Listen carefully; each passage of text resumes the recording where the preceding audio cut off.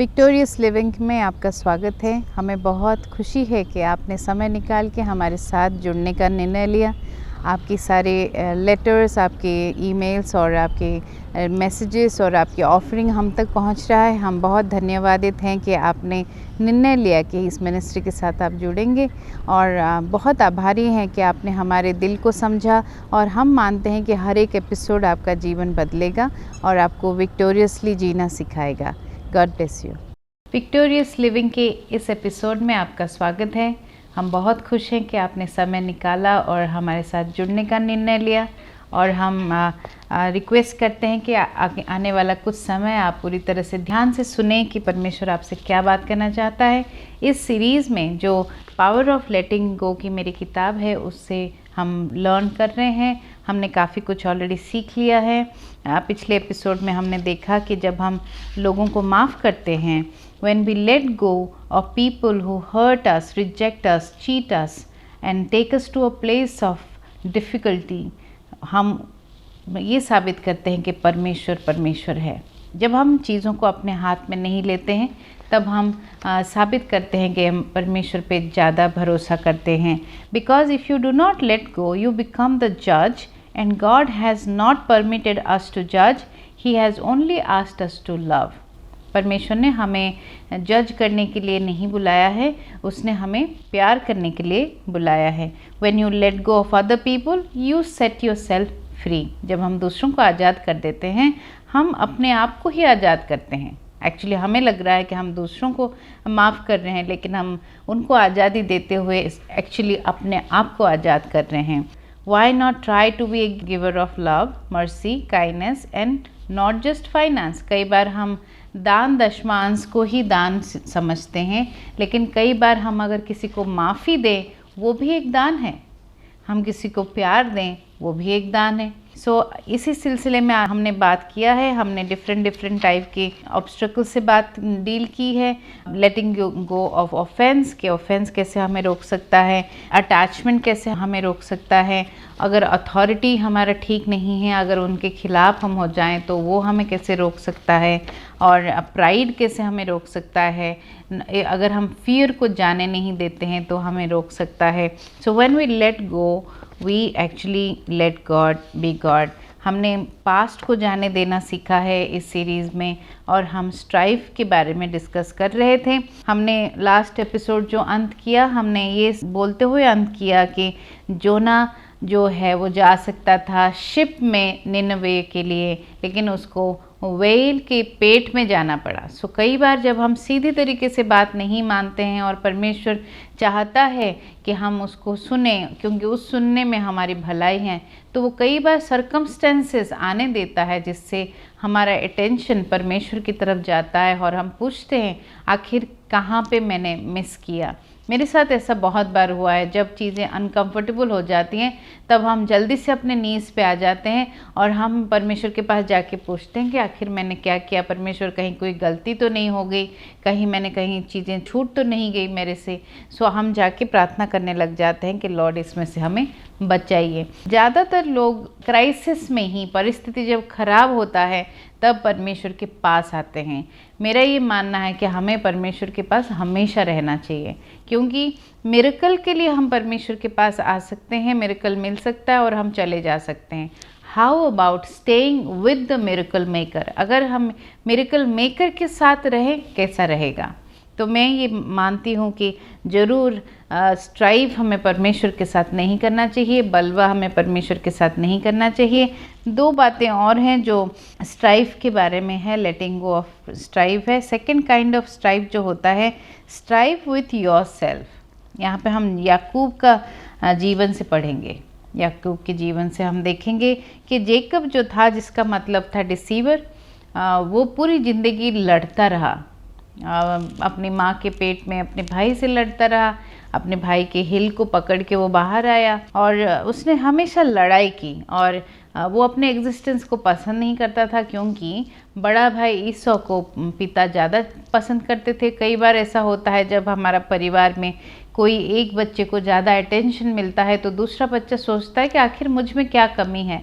मैं ये मानती हूँ कि जेकब ये सोच सोच के बड़ा हुआ कि पता नहीं मेरे पिता मुझे क्यों नहीं पसंद करते हैं, बट उसके जेकब के पिता ईसो को पसंद करते थे क्योंकि वो उनके लिए हंट करके लाता था, मीट उनको बना के खिलाता था, वो खुश रहते थे उससे।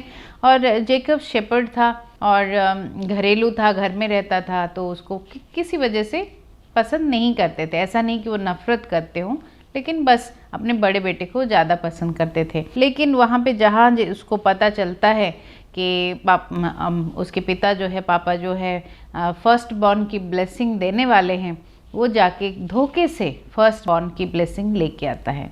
तो यहाँ पे हम देख रहे हैं कि जेकब शुरू से सिर्फ अपने आप से लड़ रहा है, अपनी जो आइडेंटिटी है वो किसी और में ढूंढ रहा है। बहुत सारे लोग जो आप मुझे देख रहे हैं, ऐसे आपने ज़रूर एक समय अपने जीवन में देखा था, जब अपने आप को पसंद नहीं करते हैं आप ये सोचते हैं कि मैं उसके जैसे क्यों नहीं बना, मैं उसके जैसे क्यों नहीं बना, और मेरे अंदर वो टैलेंट क्यों नहीं है, मेरे अंदर वो टैलेंट क्यों नहीं है। तो हम अपने आप को बिल्कुल अनदेखा कर देते हैं और अपने आप से हम जूझते हैं। जैसे एक समय ऐसा था, मैं डिक्लेयर कर देना चाहती थी कि मैं मर गई हूँ, क्योंकि मुझे अपने आप से इतनी नफ़रत हो गई थी और लगा था कि ज़िंदगी में मैं कभी कामयाब अब हो नहीं सकती। तो मैं डिक्लेयर कर देना चाहती थी न्यूज़पेपर में कि ये इंसान मर चुका है। क्यों? यहाँ पे मैं अपने आप से लड़ रही थी, मुझे अपने एग्जिस्टेंस पे मान नहीं था, मेरे अपने आप से मुझे प्यार नहीं था। ये तब ही संभव हो पाया मेरे फ्रेंड, जब मैं यीशु के पास आई, जब उसकी आंखों से मैंने अपने आप को देखा, तभी मैंने पहचाना कि मुझे इस धरती में भेजने के पीछे परमेश्वर का कुछ इच्छा है, कोई पर्पज़ है। ऐसे अगर आप होपलेस फील कर रहे हैं, आप डिस्ट्रैक्टेड फील कर रहे हैं, आप बिल्कुल ऐसे फील कर रहे हैं कि पता नहीं मैं ज़िंदा क्यों हूँ, तो मैं आपको बताना चाहूँगी, आप अपने क्रिएटर से अभी आपने मुलाकात नहीं किया है। आप अपने क्रिएटर से, जिसने आपको बनाया है, उससे मुलाकात करिए। आप ज़रूर देखेंगे कि आपके जीवन में पर्पज़ आपको मिल गया। क्योंकि जब तक आप अपने क्रिएटर से नहीं मिलते हैं, आप नहीं जान पाएंगे कि आप इतनी हाइट के क्यों हैं, आपका चेहरा ऐसा क्यों है, आप गाना क्यों गा पाते हैं, या फिर आप बातें क्यों कर पाते हैं। ये सब जो खूबी उसने दे के आपको भेजा है इस धरती पे, वो सिर्फ उसके राज्य के लिए भेजा है, उसकी दुनिया के लिए भेजा है, जिस दुनिया से वो बहुत प्यार करता है। इसीलिए उसने एक लौते पुत्र को बलिदान दिया, ताकि जो भी कोई उसके पास आए उसको अनंत जीवन मिले। यहाँ पे लिखा है कि God so love the world. उन्होंने एक कंटिनेंट से नहीं प्यार किया, उन्होंने 4 कंटिनेंट से नहीं प्यार किया, उन्होंने पूरे वर्ल्ड से प्यार किया, जगत से प्यार किया।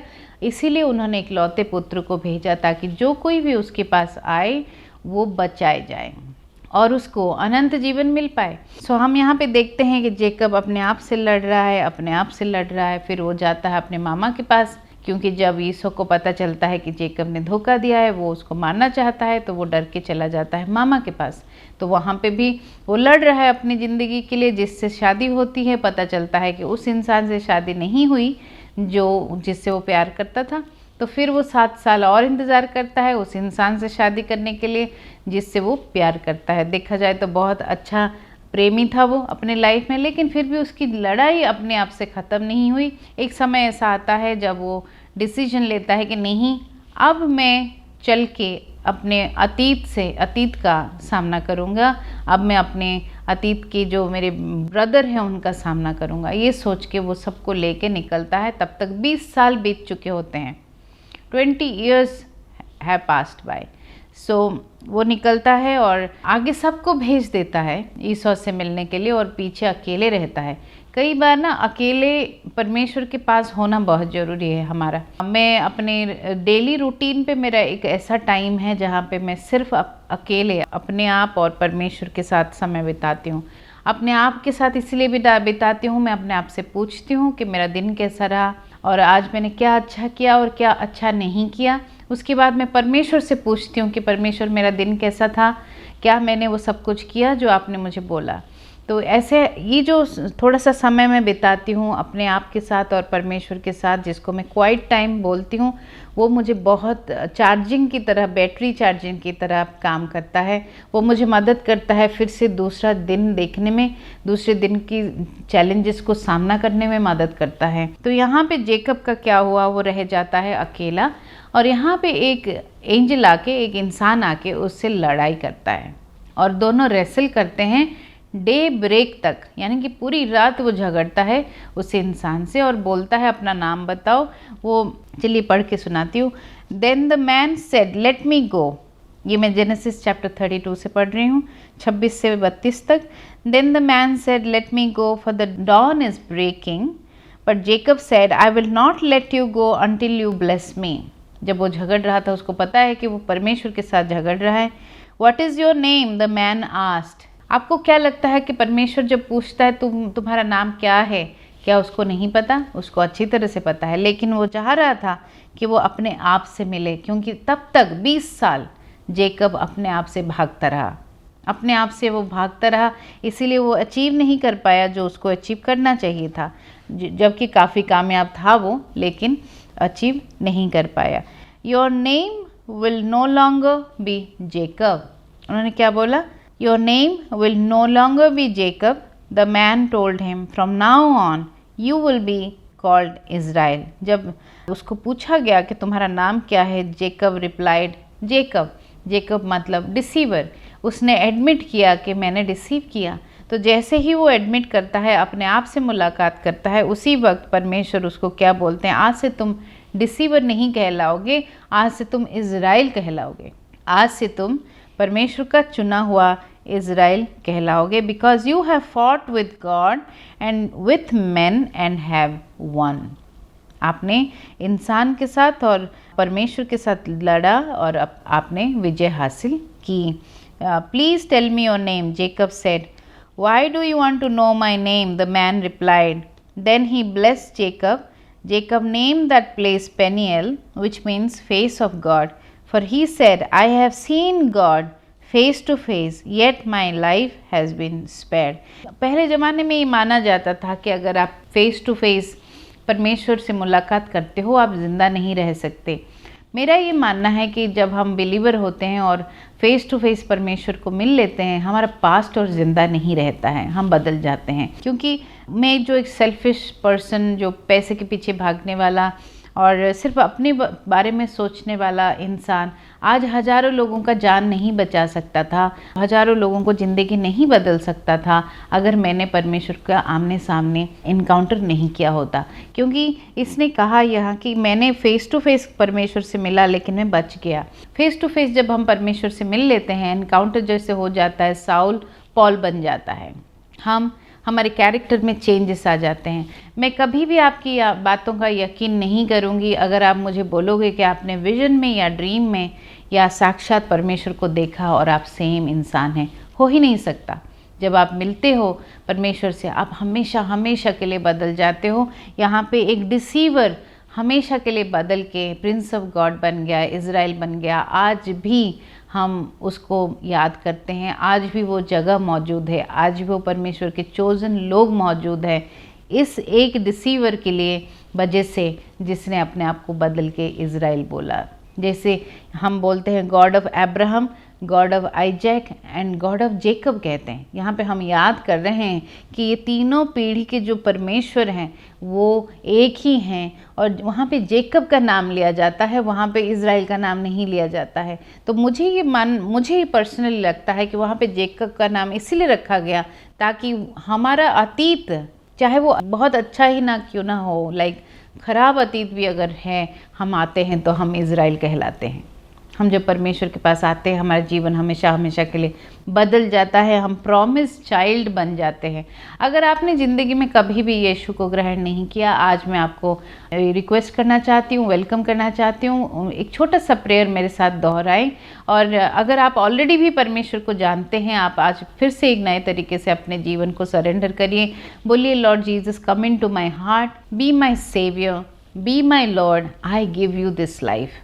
परमेश्वर यीशु मेरे जीवन में आए, मेरे जीवन को हमेशा हमेशा के लिए बदल दीजिए। ट्रस्ट मी माय फ्रेंड, जैसे ही आप परमेश्वर यीशु को अपने जीवन में बुलाते हैं, उनसे साक्षात मिलते हैं, आपका जीवन कभी भी सेम नहीं रहेगा, ये बदल जाएगा, हमेशा हमेशा के लिए बदल जाएगा। और मैं बहुत श्योर हूँ, मैं आपके सामने एक चलता फिरता एग्जाम्पल हूँ कि परमेश्वर जीवन बदलता है। मैं आपके सामने एग्जाम्पल हूँ कि परमेश्वर एक ऐसे इंसान जो जीना नहीं चाह रहा था उसको उठाते हैं और बहुतों को जीना सिखाते हैं। सो परमेश्वर कुछ भी कर सकता है। Till that time Jacob was running from himself, but one night he contended with God. He faced God, he faced himself, and then God made him Israel. So striving with ourselves doesn't help. Third thing मैं बताना चाहूँगी, लोगों के साथ बलवा करना। आपको मैं बताना चाहती हूँ, अगर आप जीवन में कामयाब होना चाहते हैं, जीसस ने एक चीज़ बताई बुक ऑफ मैथ्यू में, अगर आपके खिलाफ कोई है, आपके खिलाफ किसी को ऑफेंस है, आप अपने गिफ्ट को यहीं पे बेदी पे छोड़ जाइए और जाके उस इंसान से पहले रेकनसाइल करिए, फिर वापस आइए और वो गिफ्ट दीजिए। वही गिफ्ट फिर आपका परमेश्वर के सामने एक्सेप्टेड होगा। ऐसा यीशु ने क्यों कहा? क्योंकि जब तक हम दूसरों से पीस नहीं रखते हैं, पहले हमें अपने आप से पीस रखना है, परमेश्वर से पीस रखना है और दूसरों के साथ पीस मेंटेन करना है, तभी जाके हम इस जीवन को बहुत आयत की जीवन जी सकते हैं। जैसे ये प्रोग्राम का नाम विक्टोरियस लिविंग है और हम आपको बताना चाहते हैं कि there are small things that you can do in life that will make you victorious. छोटे छोटे एडजस्टमेंट्स बहुत बार हम करना चाहिए, हमें करना है, ताकि हम एक विक्टोरियस लाइफ को जी सकें। तो एक बहुत बड़ा हिस्सा आज आप समझ जाओगे, अगर ये पॉइंट आप मेरी समझ पाए। वो पॉइंट क्या है? अगर आप दूसरों से शांति नहीं बना के रखेंगे, शांति का राजकुमार आपके जीवन में काम नहीं कर पाएगा। मैं फिर से रिपीट करूँगी, आप अगर दूसरों से शांति नहीं बना के रख पाए तो शांति का राजकुमार आपके जीवन में काम नहीं कर पाएगा। ये ऐसे परमेश्वर का रूल है, प्रिंसिपल्स है। परमेश्वर ने कुछ रूल्स बना रखे हैं। लेट मी टेल यू, कभी भी आपने सूरज को 10 बजे उगते हुए नहीं देखा है। आपने हमेशा सूरज को टाइम पे आते हुए देखा है, टाइम पे जाते हुए देखा है, क्योंकि परमेश्वर ने उसका प्रिंसिपल, उसका जो स्ट्रक्चर है, कैसे वो आएगा कैसे जाएगा, वो सेट करके रखा है। आपने सीड टाइम और हार्वेस्ट भी ऐसे देखा होगा, आपने समर और विंटर भी ऐसे ही देखा होगा कि धूप के बाद ठंडी आती है, फिर ठंड के बाद फिर धूप आती है। सो ये उसने स्ट्रक्चर प्रिंसिपल दुनिया में बना रखा है। वैसे ही शांति के लिए उसने एक नियम बना रखा है। जब तक आप अपने आप से शांति नहीं बनाओगे, जब तक आप ऊपर वाले से शांति नहीं बनाओगे, जब तक आपके जिनसे बलवा है उनसे आप शांति नहीं बनाओगे, तब तक आप ज़िंदगी में आगे नहीं बढ़ पाओगे। एक एरिया आपका हमेशा कम रह जाएगा। कैसे? जितने भी मेरी लाइफ में चैलेंजेस हुए, मैं ऐसे इंसान थी, अगर एक किसी के साथ कुछ भी थोड़ा सा भी होता था, मैं पीछे मुड़ के नहीं देखती थी। लेकिन परमेश्वर यीशु में आने के बाद मैंने ये परमेश्वर से सीखा कि मुझे पहल करना चाहिए, मुझे जाके लोगों से सॉरी करना चाहिए अगर मैंने कोई गलती की है। कई बार गलती उस इंसान की भी हो सकती है, हो सकता है मेरी ना गलती हो, लेकिन फिर भी मैं मैच्योर बिलीवर हूँ अगर मैं चल के सॉरी बोल सकूँ, मैं अगर जाके बोल सकूं कि मुझे माफ़ करो, मेरे से गलती हुई, मुझसे गलती हुई, क्या करने से आप और मेरे बीच शांति बरकरार रह सके। सो कई बार ऐसा हुआ है, मैंने लोगों को गिफ्ट भेजा है और फ्लावर्स भेजे हैं, कई बार उनको खाने पे ले गए हैं। वो रेकनसाइल करना ज़रूरी है। बहुत सारे पैसे हम बहुत सारे जगह पे लगाते हैं, क्यों ना हम लोगों को बिल्ड करने में, हमारे रिश्तों को बिल्ड करने में हम लगाएं, है ना। सो मैं ये प्रार्थना करती हूँ आपसे कि आप ज़रूर आज फ़ोन उठाएं, आप ज़रूर पहल करें उस इंसान से रेकनसाइल करने के लिए जिसकी दिल में आपके लिए कुछ है, कुछ ऑफेंस है, कुछ अनफॉरगिवनेस है, या आपके दिल में उस इंसान के लिए है। आप ज़रूर थोड़ा सा एक कदम चल के उससे रेकनसाइल करें, क्योंकि जब तक आप परमेश्वर से रेकनसाइल नहीं करते हो, अपने आप से रेकनसाइल नहीं करते हो और अपने साथियों से रेकनसाइल नहीं करते हो, कई बार तो ऐसे होता है कि दुश्मन से भी रेकनसाइल करना पड़ता है, नहीं करते हो, आपका जीवन अधूरा रह जाता है। आप ये मेरी चैलेंज मान के देखिए कि आप आज कोशिश करें, उस इंसान को कॉल करें, उस इंसान को मैसेज भेजें, उसको पूछिए वो कैसा है, जो आपका कभी पूछता नहीं है उससे आप पूछिए।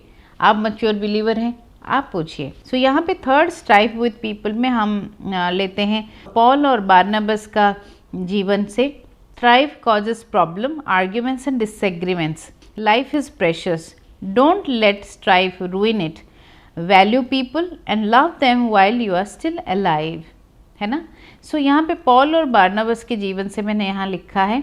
अब एक समय पे पॉल और बारनबास बहुत अच्छे दोस्त हैं और साथ में घूम के बहुत सारा काम दुनिया में कर रहे हैं, लेकिन थोड़े टाइम बाद ऐसा हो जाता है कि उनके बीच स्ट्राइफ हो जाती है किसी और को लेके। आपस में कोई रंजिश नहीं, लेकिन किसी और को लेके स्ट्राइफ हो जाता है। तो यहाँ पे फिर वो दोनों आपस में रास्ता अपना अपना अलग चुनने की देखते हैं। मैं यहाँ Acts, book of Acts chapter 15 से पढ़ रही हूँ। After some time Paul said to Barnabas, let's go back and visit each city where we previously preached the word of the Lord to see how the new believers are doing.